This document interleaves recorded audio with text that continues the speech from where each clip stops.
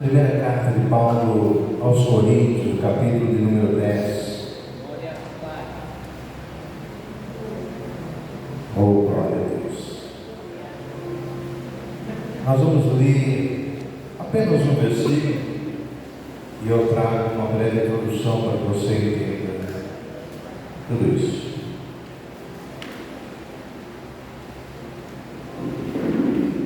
Carta de Paulo aos Coríntios, capítulo de número 10.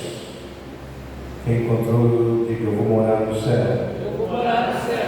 Quem não encontrou, diz: espera que eu vou também. Amém? Todos encontraram? Capítulo 10, verso de número 21. Glória ao Senhor. Primeira carta de Paulo aos Coríntios, capítulo 10, verso 21. Diz assim a palavra gloriosa do Senhor: não podeis beber o cálice do Senhor e o cálice dos demônios. Não podeis ser participantes da mesa do Senhor e da mesa dos demônios. Amém? Pode se sentar, dando glória a Deus. Aleluia. Louvado seja Deus. Queridos, hoje é uma noite especial. A noite que nós celebramos a ceia do Senhor. A ceia fala de mesa, a mesa fala de comunhão, comunhão fala de princípios, fala de identidade, e a mesa ela é muito importante para a nossa vida. Irmãos, o ano que vem, faz 20 anos que eu assumi o primeiro trabalho pastoral, e vai fazer 19 anos de consagração pastoral. E confesso que eu estava ali um pouco ansioso, um pouco aflito, porque até hoje ministrar a palavra do Senhor ainda me traz um frio na barriga, ainda me traz uma expectativa de entender o que Deus quer. E eu falei: Senhor, nos dê uma palavra, nos dê um entender que o Senhor quer falar. Essa palavra a qual está em meu coração, a qual o Senhor, através de oração, de busca, colocou em meu coração. E agora, no final, a irmã que testemunhou, ela falou duas coisas que estão dentro da mensagem e você vai captar. Primeira coisa: Deus tem ciúmes. A segunda coisa: cuidado, que de repente você está idolatando algo que você nem percebe. Jesus, é tudo que eu precisava. E eu creio que Deus vai falar. Irmãos, eu gostaria que você dedicasse 100% da sua atenção a esse texto, a essa mensagem. Por que isso? Porque a ideia central desse texto é nos mostrar onde erramos, onde falhamos, ou onde colocamos Deus em segundo plano. E o propósito específico dessa mensagem, ela é pastoral. Sabe o que é pastoral? A mensagem pastoral é aquela que quer te pegar pela mão e te dizer: olha, vem comigo. Há um caminho melhor. Aleluia. Há um caminho melhor. Há um destino. Há uma direção. Há um propósito. O pastor quer pegar, o propósito é pegar pela mão da ovelha e caminhar com ela para que ela encontre o propósito que Deus tem para ela. Então, é extremamente pastoral, tá? Então, eu creio que muitas vezes é pegar no nosso pé a mensagem, mas é pastoral. É com amor, é com graça. Eu costumo falar que muitas vezes traz esse conflito. E certa feita eu estava em conflito espiritual, mesmo pastoreando, mesmo trabalhando, fazendo tudo o que deveria fazer. E um dia eu falei: Deus, mostra para mim que eu estou no caminho certo. E nós dirigimos uma congregação no Alto São Pedro. E ali havia uma senhorinha de 86 anos que ela caiu, fraturou o fêmur e ela não tinha mais condições, ela não aguentava a cirurgia. Transferiu ela para São José dos Campos, ela ficou alguns dias ali. E nós tínhamos ali alguns obreiros, nós fomos visitar. Por uma vez, duas vezes, e na terceira vez que eu fui visitar, um dos obreiros que foi comigo e disse: hoje nós vamos exercer toda a nossa fé, e hoje Deus cura essa mulher, ou Deus cura. Eu falei: ousado menino, hein? Está com fé assim, vamos orar, né? E ali então havia um casal que estava do lado daquela irmã, próximo ao leito. Eu não consegui conversar com ele, mas eu imagino que eram médicos, estudantes que estavam comentando sobre o assunto dela. E eu, o Espírito, falei: Senhor, eu ainda ando em conflito com a minha vida pastoral. Eu gostaria de orar por essa irmã e que ela se levantasse. Parece que o obreiro está com mais fé do que eu. Tá? E aí Deus falou assim: meu filho, descanse o seu coração. Boa obra fizeste até aqui, mas agora em diante eu tomo ela nas minhas mãos. Até aqui você conduziu esta minha ovelha, a qual eu amo no meu coração, mas agora em diante eu conduzo ela. Irmãos, eu queria chorar, mas não podia. Tá? E o obreiro ali: vamos orar, não vai precisar. Não, mas você está acabando com o meu ministério. Eu estou com força, eu orei, eu jejuei, eu quero ver essa irmã. Aconteceu um milagre. Eu disse: olha, não vai precisar. Porém, se você quer orar, ore. Ele orou, irmão, profetizou, determinou, nossa, deu ordem para Deus. É isso que ele tinha que fazer. Maravilha. E aí nós descemos com outro obreiro esperando. Na recepção eu falei para ele assim: olha, não vai precisar você subir, deixe com a família. E ele: aconteceu alguma coisa? Eu falei: fique em paz. E ele entendeu, que Deus tinha dado uma palavra no meu coração. Nós saímos do hospital, entramos no carro, e eu falei para o obreiro: falei, olha, antes da oração, Deus respondeu o conflito da minha vida, e ainda disse que eu cumpri o meu papel de pastor, trazendo essa ovelha até o final da caminhada dela, e que a partir desse momento Deus a conduziria ela, tomava ela pelas mãos.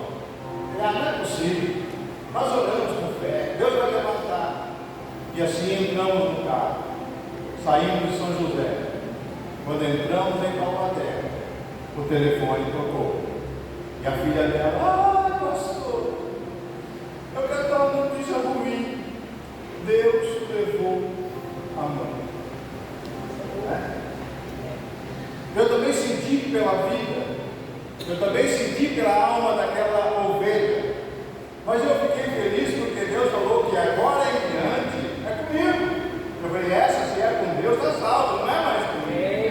Então, irmãos, o milagre, como já foi mencionado aqui, Deus opera no tempo, na hora. Deus traz e resolve os nossos conflitos. É por isso que é preciso entender algumas coisas. Quando Paulo escreve essa carta à igreja de Corinto, a igreja de Corinto era uma igreja grega com uma mistura do Império Romano.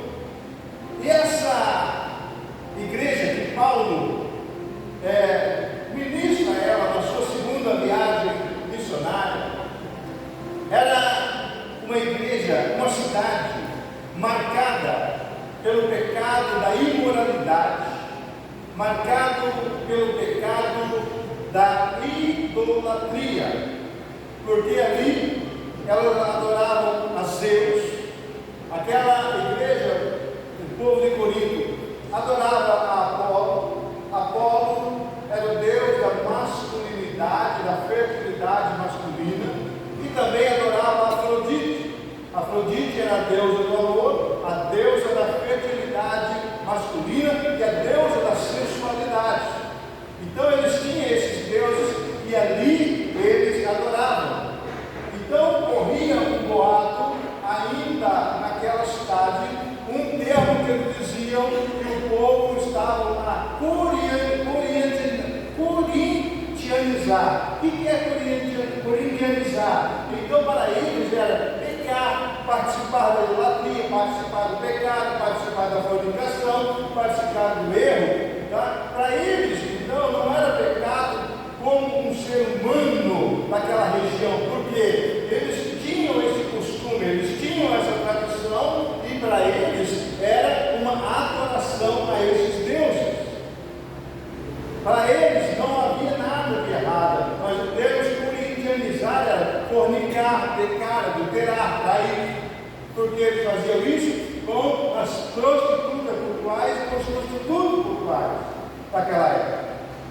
Então Paulo, o que ele quer fazer? Ele quer chamar a atenção para os comportamentos dos cristãos que aceitaram Jesus, aqueles da cidade de Corinto que aceitaram a Jesus, que aceitaram o Evangelho e que eles precisavam ser trabalhados. Por que eles precisavam ser trabalhados? Existe um termo teológico que a Bíblia ela é o preto no branco. Sim, sim, não, não, passou disso, procedência maligna. Né? É o preto no branco. Sim, não. Tá? Treva é treva, luz é luz. Mas também havia o termo ali das áreas cinzentas. Quais são as áreas cinzentas? As áreas cinzentas são aquilo que a Bíblia ela não especifica, mas ela deixa em oculto, mas ela não especifica. Quais são as áreas cinzentas que nós vivemos hoje? Por exemplo, qual é o tipo de música que eu posso ouvir? Eu sou cristão, eu só ouço música gospel. Eu posso ouvir música sertaneja, eu posso ouvir rap, eu posso ouvir funk. Tá? Então a Bíblia ela não deixa isso específico, mas quem é cristão transformado, ele sabe e vai entender o que ele pode ouvir, o que ele pode assistir na televisão, o que ele pode acessar na rede social. Isso são chamadas as áreas cinzentas, que na Bíblia ela não vem falar, meu filho, você não pode acessar o YouTube, você não pode acessar o Facebook. Tá? São as áreas cinzentas, aquilo que a Bíblia não especifica. Então, o que Paulo quer chamar a atenção daquele povo é que havia pecados, havia ali fornicação, havia ali idolatria, havia ali murmuração, havia ali injustiça, porém, para aquele povo, eles não classificavam como pecado, porque era um costume e uma tradição. Então, Paulo vai mostrar que os pecados, ele traz consequências mediante as bênçãos que Deus quer entregar. O pecado, ele abre porta para o maligno, ele dá uma legalidade para o inimigo. E Paulo diz, olha, vocês não podem viver, porque vocês vieram para Cristo para serem libertos, para serem transformados. Porém, vocês fazendo o que antes fazia, voltando ao passado, voltando às coisas do mundo, e do sistema do mundo, vocês dão legalidade ao maligno. E o maligno, quando tem legalidade, ele opera para destruir, para acabar com a família, para derrotar, para levar no vício, para levar na dependência, para levar na depressão. Então Paulo está trazendo uma palavra pastoral. Ele chama aquele povo através dessa carta para mostrar para ele duas realidades. Então a vida, nossa vida, está como realidade, são realidades nós precisamos identificar a nossa realidade. Quando nós lemos a palavra de Deus, lá no livro de João, capítulo 2, quando fala de Caná da Galileia, o pastor pregou esses dias. Em Caná da Galileia há duas realidades espirituais. Naquele casamento havia duas realidades espirituais. Por quê? Porque o mestre Sala diz assim: Senhor, eles colocam primeiro o bom vinho e depois o inferior. Né? É uma realidade espiritual. Mas agora, ele mesmo diz: mas como o Senhor faz isso? Colocando o melhor vinho por último. O que essa realidade espiritual vai nos mostrar, querido, é que Deus tem o melhor. E o melhor muitas vezes vem no final. Muitas vezes o melhor vem depois. Muitas vezes aquilo que vem no início, que parece bom, não é o que Deus tem para a gente. Então muitas vezes a gente começa a se emocionar. E Paulo está falando dessa realidade espiritual. Paulo está falando que no pecado, no início do pecado, ele é como o primeiro vinho. Ele é doce, ele é saboroso, ele é prazeroso, mas o seu final, ele é amargo. O pecado é assim. O pecado nos atrai. O pecado parece prazeroso, nos leva a desafios, nos leva a uma emoção, a um sentimento de conquistei, eu fiz, e parece que nada aconteceu. Mas o que Deus está falando, o que Paulo está mostrando, é que o pecado, a falha e o erro, longe da presença de Deus. O seu começo parece doce, parece prazeroso, mas o final ele é amargo. Ele traz um peso, e um peso muito forte. Seu final é triste e amargo. Aí ele vai falar então que, desse texto, não podeis beber o cálice do Senhor e o cálice do demônio. Não podeis ser participantes da mesa do Senhor e da mesa dos demônios. Perdoe. O que Paulo está mostrando é que quando eles participavam da ceia do Senhor, havia ali uma mesa. E essa mesa ela trazia alimentos físicos, né? Como a carne, como o vinho, como o pão, trazia tudo naquela mesa. Mas quando esse povo prestava o culto aos seus ídolos, também havia os mesmos ingredientes na mesa dos ídolos. E Paulo vai mostrar que aqueles ídolos, ele tem uma influência demoníaca, ele recebe aquela oferenda, e recebe aquela mesa. Então Paulo vai falar da mesa do pecado. Ele diz: você não pode beber do cálice do Senhor e do cálice do demônio. Não pode participar da mesa do Senhor e da mesa do demônio. Sabe o que Paulo está falando? Você não pode estar na igreja e estar compactuando com as coisas do mundo. Você não pode estar celebrando ao Senhor uma nova vida, com uma nova unção, com uma nova graça, e continuar fazendo o que você fazia antes. Era isso que Paulo estava chamando a atenção dele. Por quê? Porque a mesa do pecado, ela é como uma isca do pescador, né? Quem vai pescar não coloca só um anzolzinho puro, né? Tem pescador ali, cadê os pescadores? Né? Tem que atrair o peixe, né? Minhoquinha, isca artificial, né? Pedacinho de queijo, né? Queijo para pescar, milho verde, né? E faz massinha, às vezes a massa parece um bolo, né? Tanta coisa, né? Mas fica caro a pescaria. Por quê? Porque tem que atrair o peixe, né? Atrair ele para aquela isca. O pecado ela é uma isca de Satanás. Ela vem, tá? Aparentemente saborosa, prazerosa, atraente, né?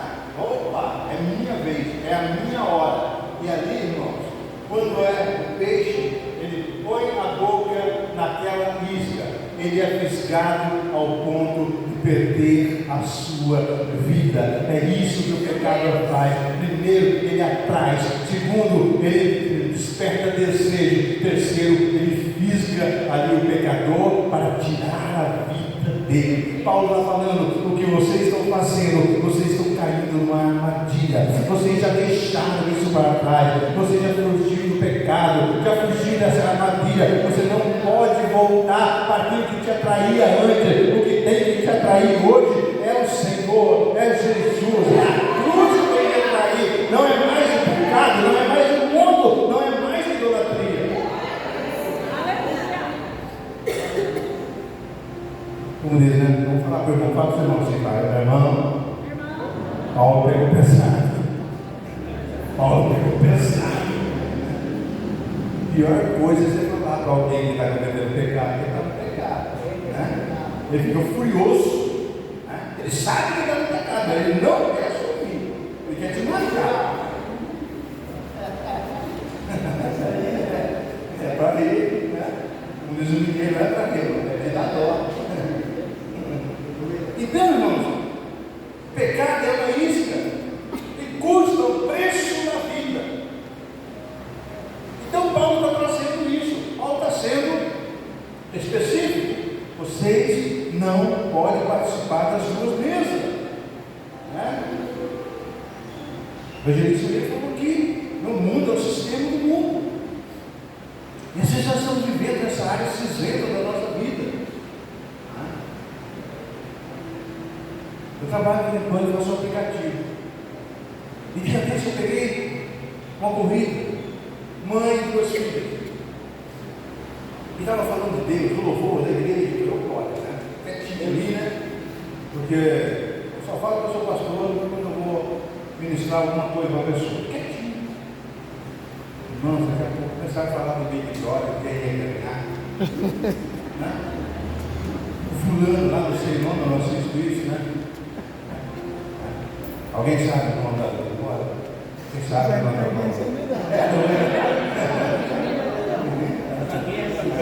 Claro, sabe.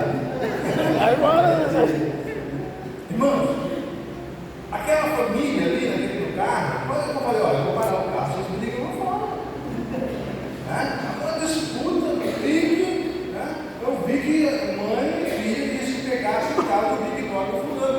Estava falando da igreja, falando do Senhor, e assiste coisas que deturpam os princípios morais da família, que deturpam os princípios éticos de Deus. Ou seja, estou vivendo uma área secreta, eu posso assistir? Pode. É lícito? Me convém? Me edifica? Você tem maturidade para assistir isso? Você é afetado com a vida espiritual? Aleluia! Não sei. Eu não tenho maturidade para assistir o Big Brother. Não tenho. Então, o que Paulo está falando, mostrando que a primeira lição que nós tiramos é sondar o nosso coração. Já foi falado aqui, onde está o seu coração, aí está o seu tesouro, espiritual, mais dinheiro, mais finanças. Dinheiro falado ali é uma metáfora. Aonde está o seu tesouro, está o seu coração. Então, o coração que Deus está querendo é um coração íntegro, totalmente voltado para Deus. Aquele que tudo entrega, aquele que é completo. A Bíblia vai falar aqui de uma parábola chamada do jovem rico. Esse jovem rico chegou e disse: Senhor, eu quero te seguir, eu quero ir para onde o Senhor for. E Jesus olha para ele e diz: olha, então você quer? Vai, vende tudo que você tem, dá aos pobres e depois me segue. A Bíblia diz que ele se entristeceu. Por que esse jovem rico se entristeceu quando Jesus mandou ele abrir mão daquelas coisas? Abrir mão da sua riqueza? Porque o seu coração estava dividido. O seu coração e o seu amor estavam voltados para o dinheiro, estavam voltados para os bens, estavam voltados para as coisas materiais, estavam com o coração apegado às coisas do mundo. E a pior coisa quando nós apegamos às coisas do mundo, às coisas materiais, nós nos tornamos mesquinhos. Nós nos tornamos mesquinhos, nós nos tornamos divididos, um coração dividido, por amor a outras coisas, amor aos prazeres carnais. E quando nós lemos Tiago capítulo 4, verso 4, tem versões que vai dizer assim: prostitutos e prostitutas. Outra versão vai dizer infiéis. Vai falar que aquele que ama ser amigo do mundo, ele é inimigo de Deus. Ou seja, aquele que compartilha o sistema do mundo, ele se torna longe de Deus. Quer ver uma ilustração fácil? Eu e minha esposa, nós éramos da religião anterior, nós éramos católicos. E antes de nos converter,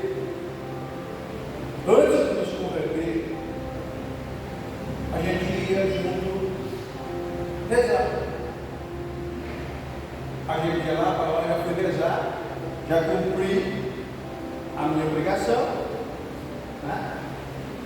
Depois de cumprir a obrigação, aí a gente saía, tomávamos querosene, pegávamos bisquetes, enchia uma, aí eu levava lá para casa, fechava a porta do meu quarto, passava a noite lá.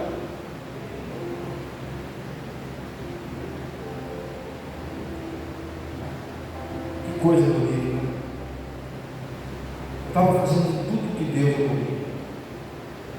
Nós fazíamos na ignorância, porque a tradição está nem aí.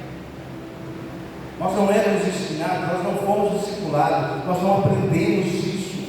Nós íamos para cumprir uma religiosidade, e a religiosidade ela cega, a religiosidade coloca você nas áreas cinzentas da sua vida, da nossa vida, e passamos a viver em ignorância. Não sei se é certo, não sei se é errado, mas todo mundo faz, eu vou fazer. Ei, querido, você não é todo mundo, você é filho, você tem identidade, você tem um pai, você tem uma casa, ei, você tem um reino e um trono te esperando. É por isso que o Senhor, como a irmã disse, ele tem ciúme de você, ele não divide a glória dele. Deus é ciumento, ele quer você por completo, ele quer você íntegro, ele quer você inteiro, ele não quer você com o coração dividido, com a alma dividida. Por isso eu preciso ser completo. Por isso eu preciso ser completo. Segunda lição, primeira lição: sondar o nosso coração. Será que o meu coração tem outros amores além de Deus? Será que eu estou amando unicamente a Deus? Ou tem alguns amantes ou amantes espirituais fora de Deus na minha vida? Era isso que Paulo estava falando. Vocês falam amar a Deus, mas tem amantes no mundo. Estão se prostituindo, estão fornicando. E fornicação, querido, fornicação é o pecado sexual sem a aliança. Tem gente que mora junto com fé, casado é, mentira do diabo. Se não tem aliança de Deus, não tem aprovação de Deus. É idolatria, é pecado, é mesa de demônio. E tem muitas pessoas que têm a mesa de demônios dentro da sua casa e perguntam: por que eu não sou abençoado? Porque existe um altar dentro de casa, em cima, na cama, no leito, que precisam ser consertados. Então Paulo está falando isso. E depois Paulo vai mostrar para ele, sondar os nossos relacionamentos. Nós lemos o Salmo de número 1, parece um salmo negativo. O Salmo de número 1 parece assim: bem-aventurado o varão que não anda no caminho dos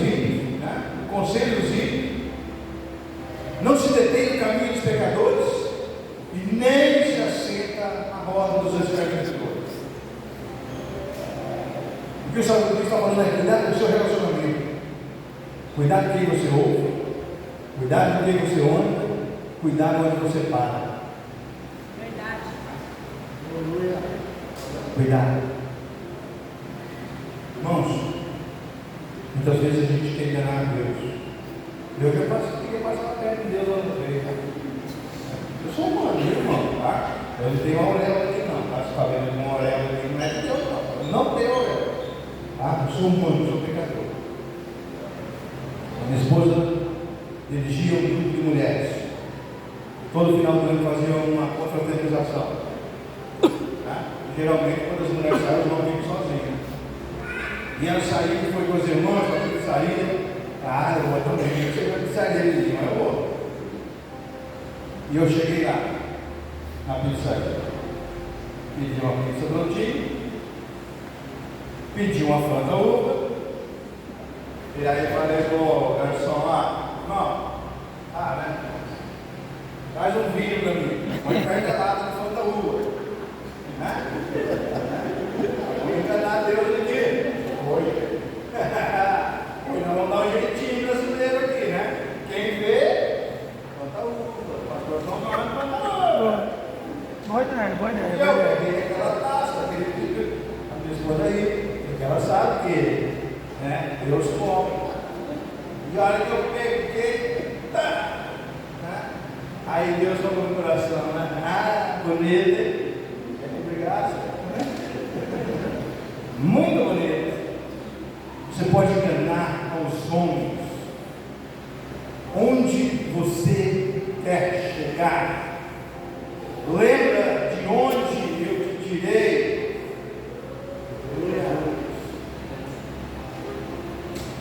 Senhor, eu entendi tudo.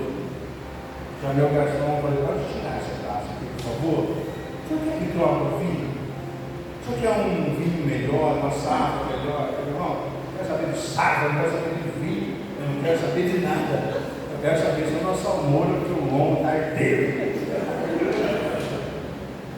A cinzenta da nossa vida que nos deixa a enganar e queremos viver nesse momento, voltar às coisas do mundo. E Deus está nos chamando para sondar os nossos relacionamentos. E quando nós assentamos à mesa com alguém, nós estamos estabelecendo relação, nós estamos estabelecendo conexões, nós estamos estabelecendo um relacionamento.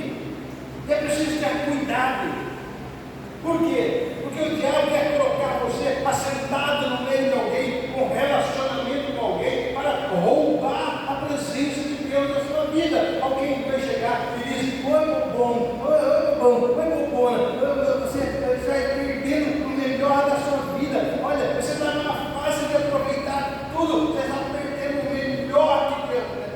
Querido, cuidado, analise a Deus, prove a Deus, busque a Deus, de onde você está assentando e o que está sendo oferecido para você. Deus aprova, Deus permite, porque se Deus não permitir, é mesa de Satanás, é mesa de demônio, é prato do inferno para destruir a sua vida. Cuidado. A sua mãe entrega muito pecado, irmãos. Sou pastor por filhos. Eu não sou pastor de povo. Pastor de povo que vai engatar, preocupado com dinheiro, ao ponto de expulsar Jesus. O senhor está bem vindo aqui não, tem uma alma aqui, está mudando. Eu não quero nem saber, irmão, se quando eu morrer eu vou enterrar numa caixa de papelão. Se não tiver um caixão, diga para me enterrar. Mas eu quero saber de onde eu quero chegar. Eu quero ser digno. E o Senhor falar, vinde. Você honrou ao ministério, você honrou o chamado. Porque sabe que isso, querido, é um amor que arde dentro do coração, é um amor que não explica o amor de pastor, é como um amor de mãe, tem coisa que outros não sentem o que é esse amor. Então Paulo está chamando a atenção para esse relacionamento, porque Deus quer nos inteiro. Deus não quer que eu venha quebrar votos, Deus não quer que eu venha quebrar as alianças, mas Ele nos quer por inteiro. não pela metade. Ele não nos quer como um jovem rico que preferiu deixar Jesus ir sozinho e ficar com as coisas do mundo, perdendo a sua salvação. Mas hoje o Senhor quer dizer: vem filho meu, vem filha minha, dá a mão aqui, vamos caminhar junto, porque eu tenho um caminho, um destino para a sua vida, para a sua casa e para o seu futuro. A primeira coisa que nós aprendemos é que Deus quer sondar o nosso coração. Deus quer sondar o nosso relacionamento. Por que isso? Porque na mesa de Satanás, irmão, os pratos são atraentes. Na mesa de Satanás, o prato é servido de acordo com o desejo da minha carne.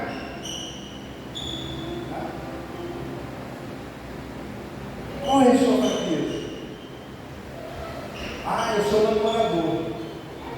Você pode ter certeza que Deus vai pôr um homem ou uma mulher bonita na sua frente. Minha fraqueza é dinheiro. Pode ter certeza que vai pôr dinheiro na sua frente. Os pratos de Satanás, eles são atraentes. Os pratos de Satanás, irmãos, ele desperta um desejo muito grande. E é isso que ele quer fazer. Mas ele esconde uma armadilha para roubar o melhor da sua vida. Parece bom, mas tem uma armadilha. Parece que nada está acontecendo no começo, mas tem uma armadilha para roubar a sua vida. Então Paulo traz esse chamado para que eles reconhecessem a realidade espiritual. Porque eles olhavam aquelas coisas como física. E Paulo diz: olha, você vê essa mesa preparada, você está olhando o pão, você está olhando o vinho, você está olhando a carne, mas você está esquecendo do verdadeiro sentido. Paulo está falando: essas coisas naturais, elas refletem no espiritual. E se você não entender isso, você vai viver pelas coisas naturais. Paulo então está chamando para eles conhecer a realidade. E conhecimento, irmãos, muitas vezes ele é caro. Muitas vezes o conhecimento ele exige dedicação, ele exige busca. Mas o conhecimento ele ainda sai mais barato do que o preço da ignorância. O preço da ignorância pode fazer você destruir sua família, destruir sua casa, destruir o dinheiro, perder a sua salvação. Foi por isso que João escreveu: conhecereis a verdade, e a verdade vos libertará. É por isso que Oséias escreveu: o meu povo perece por falta de conhecimento. Sabe o que é isso? Quem já fez escola, né? Na escola? Eu não. Ninguém pecou aqui. Nessa área ninguém pecou, né? Nunca fiz. Todo mundo, né? Já viu aquele um vizinho, falei? Qual que é a 3 aí? Ei, escreve na mão, passa aí. Facilidades. É meio de conquistar coisas através de facilidades. E o diabo é isso. Ele quer apresentar facilidades para você. Ele quer apresentar as coisas fáceis. E aí você diz: olha, estou nadando de braçada. Mas o seu destino nadar de braçada, meu irmão. Você não vai cair no mar do céu. Você vai cair no mar de fogo, no lago de fogo. Porque ele tem para mim. Queremos a facilidade que o mundo está oferecendo. Então, querido, o preço da ignorância é muito mais alto do que o preço do conhecimento. É por isso que precisamos aplicar a nossa vida e buscar ao Senhor, em orar, em jejuar, em contestar as palavras, em examinar as palavras. O Senhor Jesus diz: examinar as Escrituras. Examinar, querido, é fazer um exame, é anotar, é saber o real sentido, é saber o real propósito, é saber aonde vai chegar. Pastor, mas a Bíblia ela foi escrita no passado, mas graças a Deus, pela graça e a unção do Espírito, ela aproxima o passado do presente e nos transmite uma vocação a buscar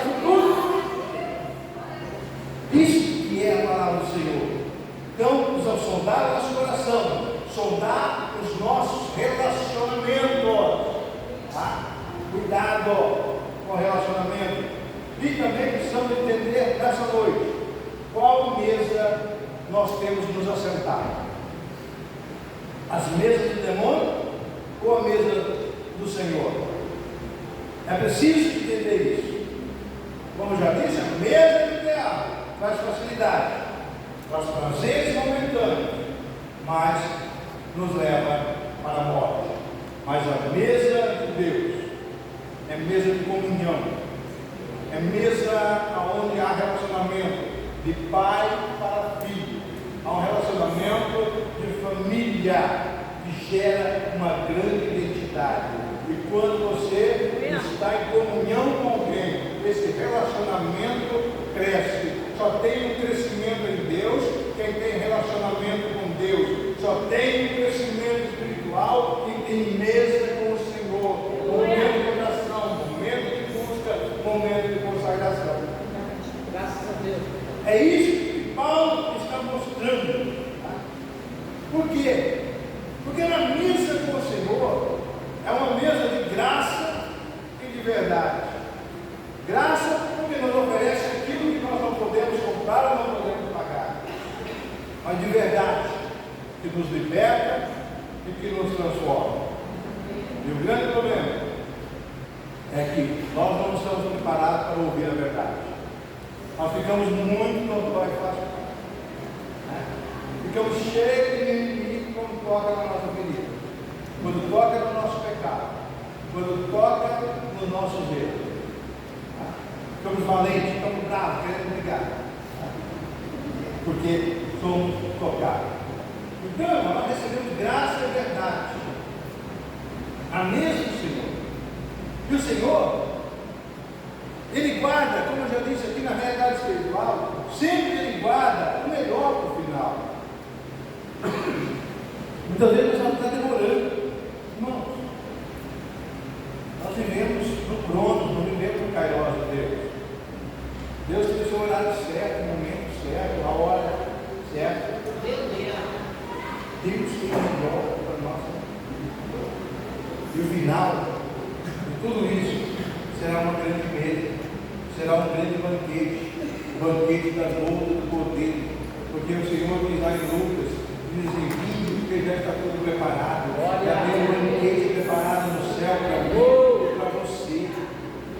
Já tem um banquete preparado, e a minha expectativa é: eu quero me sentar nessa mesa, eu quero participar dessa mesa, mas eu preciso hoje abandonar todos os outros amores e falar: Senhor, Tu és único na minha vida, Tu és o único Senhor, Tu és o único Salvador, eu não tenho outro amor. Então é isso, irmão. Vai ter uma grande mesa preparada para mim e para você. Nessa grande mesa há uma importância muito grande. Conta-se uma história que certo pai um dia falou para o seu filho pequeno e disse: meu filho, o pai vai viajar e vai ficar muitos dias fora. Talvez você vai me deixar sozinho, mas é por uma boa causa. Mas quando o pai vier, o pai vai trazer muitos presentes para você. E conta-se que esse pai, ele viaja, fica muito tempo fora, e quando ele volta, ele traz uma sacola de presentes para o filho. E ele corre, abraça o filho e entrega aquela sacola de presentes.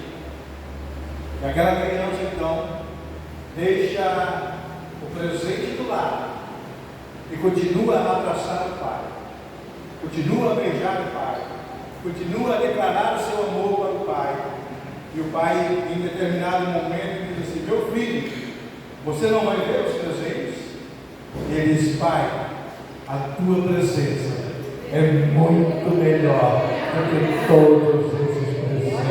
Irmão, você não se move por coisas, você se move pela presença do Pai. A presença do Pai é que nos conduz, a presença do Pai é que nos dá segurança, que nos dá identidade, a presença do Pai que gera amor dentro de nós.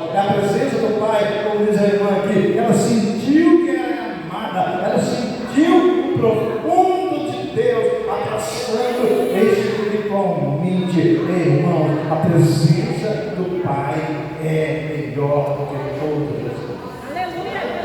Glória a Deus. Obrigado. 2 vezes. Você tem direito de escolha. Há 2 vezes. A mesa do Senhor e a mesa do demônio. A mesa do Senhor te torna, mas a mesa do demônio te torna sem identidade. Ele vai te roubar, vai te humilhar, vai te tirar a cabeça. Nessa noite, você tem o direito de escolha. Pastor, mas eu posso tomar umas bebidinhas. Pastor, eu posso dar umas pitadinhas. Pastor, me deu uma marcada, agora é 40 minutos.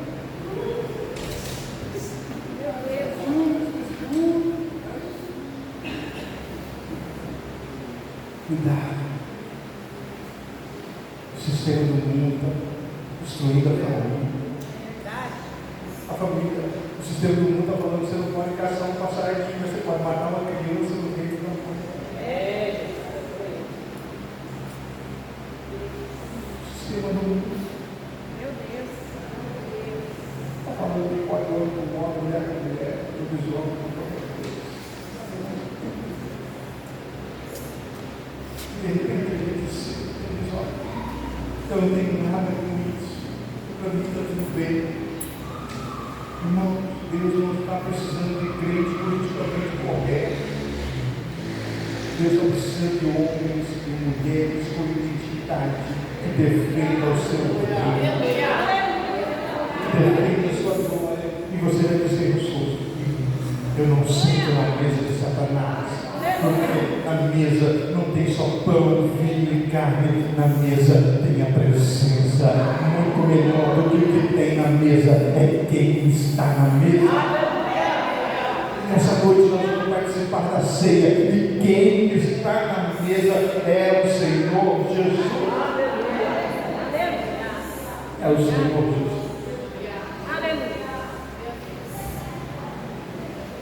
Quem tem participado da sua mesa? Quem tem participado das nossas mesas? É muito importante. Se Deus estiver em segundo plano, meu irmão, você já sabe que está. Se você estiver fora dos princípios de Deus, você já sabe que está. Pastor, é difícil. Eu sei, irmão. É fácil, não.